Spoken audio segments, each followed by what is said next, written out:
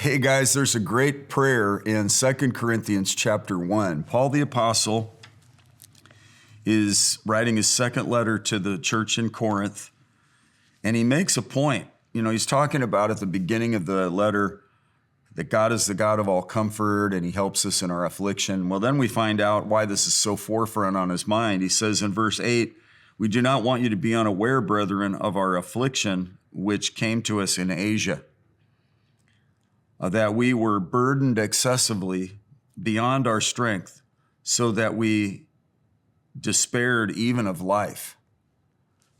So Paul is not concealing the challenge he's faced in this region, in this moment of his life. He's saying, guys,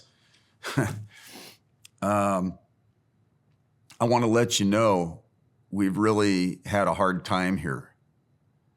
And it's good that he did, because he goes right into saying that, the outcome was we had the sentence of death within ourselves so that we would not trust in ourselves, but in God who raises the dead. He ultimately realized my life is hidden with Christ in God. I'm dead. I was dead in my trespasses and sins. Now I'm dead to the world. I'm dead to my own flesh. I'm endeavoring to walk in holiness and righteousness, and God is going to turn this all around.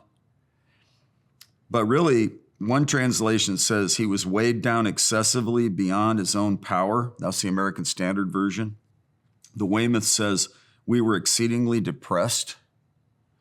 The J.B. Phillips says completely overwhelmed. And the Moffat translation says I was crushed far beyond what I could stand. And then he said, but we trust God who raises the dead. He had to remind himself of how big and good God is, bigger than the problem that he was facing. And he said he delivered us from so great a peril of death, and he will deliver us, he on whom we have set our hope, and he will yet deliver us. I love that. Verse 10, past, present, and future, God is our deliverer. He is the shield around us. He is the glory and the lifter of our head. And he goes in now and he's thankful for the prayers. And this is a prayer here of this chapter. It says, you also joining and helping us through your prayers. That tells you that prayer helps people.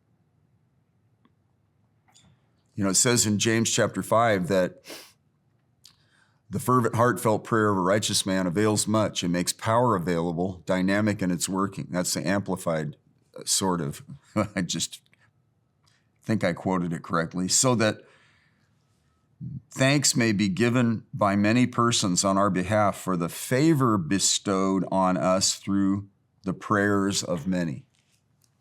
Think about it. We just had in our country, in America, a couple like national prayer days.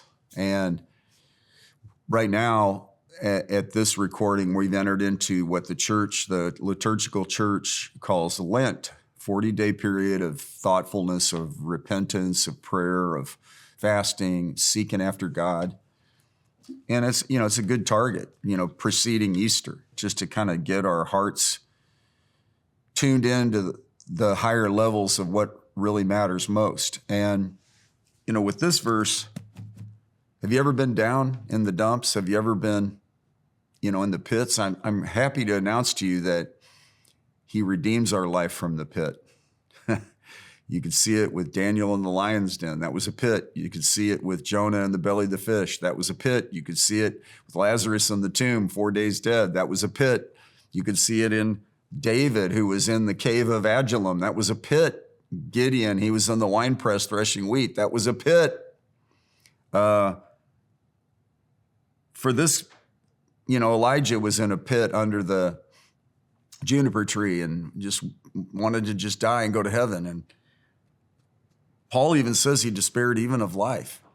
So that's pretty deep. But prayer got him out of that. And I love Psalm 40 because it says, I waited for the Lord. I'll just read it so I don't misquote it.